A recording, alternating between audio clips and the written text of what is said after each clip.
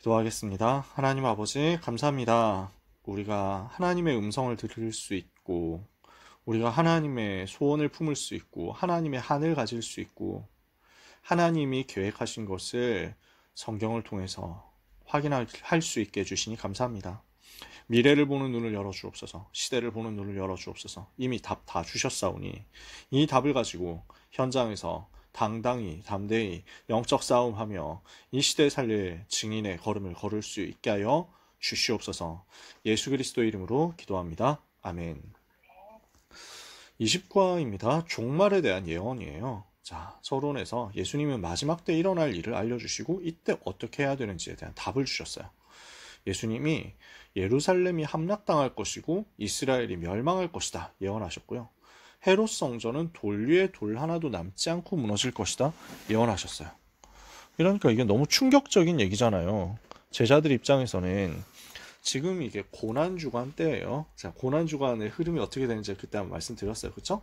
그래서 일요일날 예수님이 예루살렘에 입성하세요. 그리고 월요일날 그 예루살렘 성전이 그 돌 위에 돌 하나도 남지 않고 무너질 예루살렘 성전을 정결케 하셨어요. 성전 들어가서 정결케 하시고 이제 그 다음에 무화과나무 저주하신 사건도 있었죠.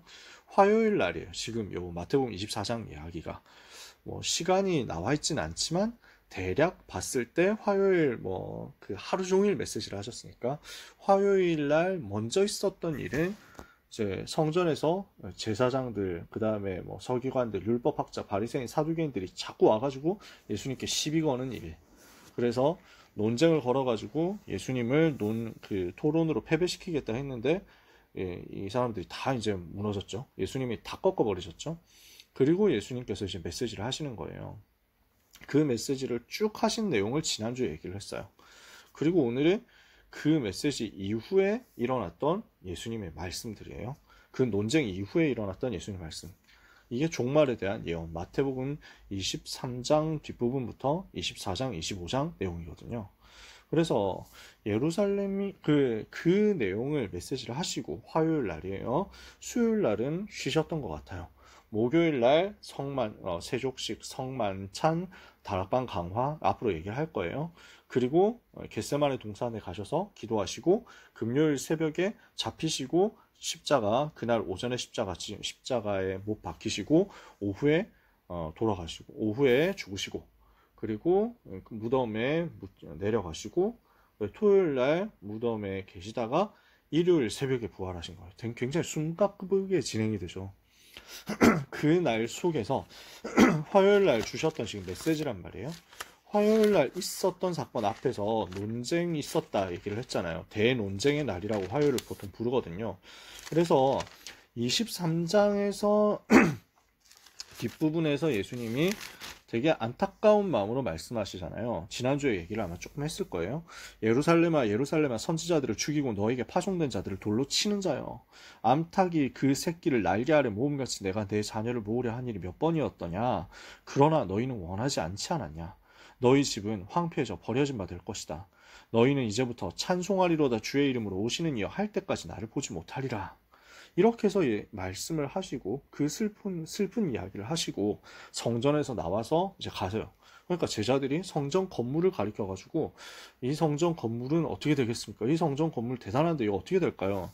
예수님 말씀하시는 거예요. 너희가 이 모든 것을 보지 못하느냐? 돌 위에 돌 하나도 남지 않고 무너지게 될 것이다. 너무 그러니까 충격인 거예요. 이 성전이 무너진다고? 이 성전이 그렇게 박살이 난다고? 너무 이게 그 제자들이 너무 놀라잖아요. 그래서 성전에서 나와서 예수님께서 감람산으로 올라가시는데 제자들이 따라오면서 얘기를 합니다. 우리에게 말씀해 주십시오. 어느 때 이런 일이 있겠습니까? 주의 임하심과 세상 끝에는 어떤 징조가 있겠습니까? 이 질문을 받고 예수님은 그때부터 마지막 때 일어날 일에 대해서 쭉 말씀하시는 거예요. 그게 마태복음 24장 25장. 그러면 이 메시지 속에서 우리가 발견이 되는 거예요. 지금 시대가 어떻게 되어 있냐, 그리고 앞으로 시대는 어떻게 흘러갈 것이냐, 이게 지금 마태복음 24장 25장 속에 다 드러나 있는 거죠. 자, 그럼 첫 번째 보세요. 예수님은 마지막 때 일어날 일에 대해서 쭉 말씀하셨어요. 읽어보면 다 나옵니다. 많은 사람들이 자기가 그리스도라고 하면서 많은 사람을 미혹하게 될 것이다. 지금 있는 일들이잖아요. 계속 있어 왔지만 지금도 굉장히 많이 나오죠. 자기가 그리스도다, 자기가 재림 예수다, 자기가 보혜사다. 그래서 이만이라는 작자도 그랬고, 전에 문선명이라는 인간도 그랬고, 안상홍이라는 죽은 사람도 그랬고, 곳곳에 이런 일이 일어나서 사람들을 미혹하고 있어요. 난리와 난리의 소문이 일어날 것이다. 민족이 민족을 대적하고 나라가 나라들을 대적하는 전쟁이 일어날 것이다. 기근과 지진이 곳곳에 일어나게 될 것이다. 그 속에서 그리스도인은 모든 민족에게 미움을 받게 될 것이다. 너희가 내 이름으로 말미암아 모든 사람에게 미움받는 일이 벌어질 것이다. 그리고 많은 환난과 핍박도 오게 될 것이다. 사람들이 너희를 던져주고 공회에 던지고 막 재판을 걸고 이렇게 하면서 위기에 어려움 많이 당하게 될 것이다. 그 속에서 많은 사람은 실족하게 되고 서로 미워하게 될 것이다. 거짓 선지자들이 일어나서 많은 사람을 미혹할 것이고 불법이 성해서 사랑은 식어지게 될 것이다. 심지어 거짓 그리스도와 거짓 선지자들은 능력까지 나타내면서 미혹하게 될 것이다. 할 수만 있으면 택하심을 받은 자들까지 미혹하리라. 예수님께서는 이렇게 경고를 하셨어요. 이런 일이 마지막 때 일어날 것이라는 거죠. 그러면 이때 이런 위기 시대 때 교회는 어떻게 되겠느냐? 마지막 때 교회의 상태에 대해서 마태복음 25장을 말씀하세요. 교회는 어떻게 되겠냐?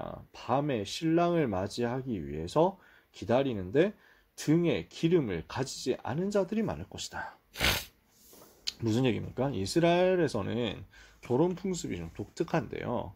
신랑의 집에서 먼저 신랑이 파티를 합니다. 결혼 파티를 해요. 그러다가 그 파티 끝나면 신부를 데리러 신부 집에 와요.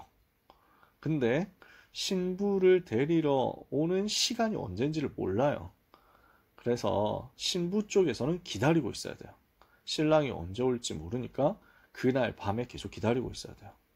그래서 밤에 신랑을 맞이해야 되는데, 그래서 신부 옆에서 대기하고 있으면서 여러 사람들이 뭐 들러리 역할을 하는지 친구 역할을 하는지 뭐 이렇게 하겠죠. 그래서 신랑을 기다려야 되는데 10명의 처녀 중에서 등불을 이제 가지고 있지만 5명은 기름을 준비를 하지 않았어요. 5명은 기름을 준비했어요. 근데 기름 준비 안 한 사람들은 신랑이 갑자기 이제 막 오는데, 신랑이 갑자기 이제 결혼식 하러 온단 말이에요. 준비 안 하고 있으니까 기름을 빌려달라고 하는데 이 5명이 우리 기름밖에 없어 라고 하니까 기름 사러 다닌다고 우왕좌왕 하는데 그동안에 결혼식 끝난 거예요. 그러니까 준비가 안 된 거죠. 주님을 맞이할 준비가. 예수님께서 재림하실 때 재림하실 주님을 맞이할 준비가 되어 있지 않은 사람들이 교회에 많을 것이다 라는 거예요. 두 번째, 그래서 신랑은 나중에 요한계시록에서도 그래요. 신랑이 신부를 데리러 오는 것이 예수님께서 교회에 이제 교회 그 모든 하나님 백성들을 이제 최종적으로 완전히 승리하도록 이렇게 받아주시는 그 장면. 그래서 예수님 재림하시는 거죠. 이것을 요한계시록 19장에서 어린 양의 혼인잔치라고 표현했어요. 교회는 신부의 역할이에요. 예수님이 재림하시는 예수님이 신랑의 역할이에요. 그래서 신랑 되신 예수님께서 신부인 우리를 맞이하러 오실 때 우리는 기쁨으로 신랑을 맞이하게 되겠죠. 근데 신랑을 기쁨으로 맞이해야 되는 사람들이 맞이할 수 없도록 준비가 안 되어 있을 사람들이 많을 것이다 라는 거예요. 주님이 재림하시는 것을 기쁨으로 만나지 못할 사람 많을 것이다. 달란트를 받아서 남기는 사람도 있겠지만 그러나 악하고 게을러서 쫓겨날 사람도 많을 것이다. 그래서 어떤 이제 사람이 굉장히 큰 사업을 하는 사람인데 이제 어디 외국으로 가면서 자기 재산을 종들에게 세 사람에게 나눠줬어요. 5달란트, 2달란트, 1달란트씩을 주고 사업 자금으로 줬어요. 그리고 이걸 가지고 사업을 해봐라. 한 달란트 한 10억 원 정도 된다고 대충 생각할 수 있어요. 5달란트 받은 사람은 5달란트 남겼고 2달란트 받은 사람도 2달란트 남겼는데 1달란트 받은 사람은 땅에 묻어뒀어요. 왜냐? 혹시 잃어버렸다가 이거 야단 맞을까봐. 나는 그래서 1달란트는 너무 적어서 그런 거 아닌가라고 생각했는데 10억이에요. 1달란트 10억이에요. 사업자금 되죠. 충분히 돼요. 하지 않는 거예요. 달란트를 받아서 남기는 사람도 있겠지만 악하고 게을러서 쫓겨날 자들이 교회 안에 있을 것이다. 세계복음화를 위해서 헌신할 사람도 있겠지만 세계복음화 전혀 상관없이 살다가 우리 주님 맞이할 수 없는 사람들도 있을 것이다. 마지막 심판 때 상을 받을 양들도 있겠지만 영원한 심판을 받을 염소도 있을 것이다. 이게 교회 안의 상태라는 거예요. 주님이 재림하실 때 맞이할 수 있는 사람, 맞이할 수 없는 사람, 세계복음화를 위해서 제대로 헌신하고 하나님께 쓰임 받을 사람, 그러나 세계복음화 전혀 상관없이 주님의 소원과 전혀 상관없이 악하고 게으른 자로 있다가 쫓겨날 사람, 양도 있지만 염소도 있다. 진짜도 있지만 가짜도 있다. 이게 교회 안의 상태일 것이다. 세 번째, 이런 미래 속에서 어떻게 그러면 우리는 소망을 가져야 될까요? 어떤 답을 가져야 되겠습니까? 마태복음 24장 13절에 어떤 환난, 어떤 혼란이 와도 끝까지 견디는 자는 구원받을 것이다. 끝까지 견디는 자는 구원을 받을 것이다. 그리고 답이 나오죠. 아무리 고난이 오고 아무리 환난이 오고 아무리 핍박이 오고 아무리 여러 가지 재난이 온다고 하더라도 그건 끝이 아니에요. 이 천국 복음이 모든 민족에게 증거되기 위하여 온 세상에 전파되리니 그제야 끝이 오리라. 세계 복음화가 끝이에요. 세계 복음화는 반드시 될 거예요. 세계복음화 막을 사람은 아무도 없어요. 이 세계복음화는 하나님의 절대 계획이에요. 모든 사람이 복음을 듣는 게 세계복음화죠. 믿는 게 아니라 듣는 거예요. 그래서 우리는 모든 민족, 모든 종족 현장으로 가는 거예요. 이렇게 해서 모든 민족에게 전파되고 온 세상에 전파되면 끝이 오는데 어떻게 끝이 오죠? 이때 예수님께서 재림주로 이 땅에 오실 거예요. 그리고 천사들은 택하신 자들을 모을 거예요. 마태복음 24장 25절에서 31절까지의 내용을 보면 이렇게 되어 있어요. 그래서 사람들이 말할 때 그리스도가 광야에 있다, 나가지 마라, 골방에 있다 해도 믿지 마라, 그렇게 오지 않는다, 숨어서 오지 않는다. 재림하시는 예수님은 번개가 동편에서 나서 서편까지 번쩍임 같이 모든 사람이 동시에 다 볼 수 있도록 오실 것이다. 그러면서 29절에는요. 환난 후에 즉시 해가 어두워지고 달이 빛을 내지 않고 별들이 하늘에서 떨어지고 하늘의 권능들이 흔들리는 그 일들이 있을 것이다. 그래서 모든 사람이 이걸 하나님의 사인을 볼 수밖에 없도록 오세요. 그때 인자의 징조가 하늘에서 보이겠고 그때 땅의 모든 족속들이 통곡하죠. 왜? 안 믿었지. 내가 왜 안 믿었을까? 이러면서 통곡하는 거예요. 그때 늦었죠. 그들이 인자가 구름을 타고 능력과 큰 영광으로 오는 것을 보리라. 그가 큰 나팔 소리와 함께 천사들을 보내리니 그들이 그의 택하신 자들을 하늘 이 끝에서 저 끝까지 사방에서 모으리라.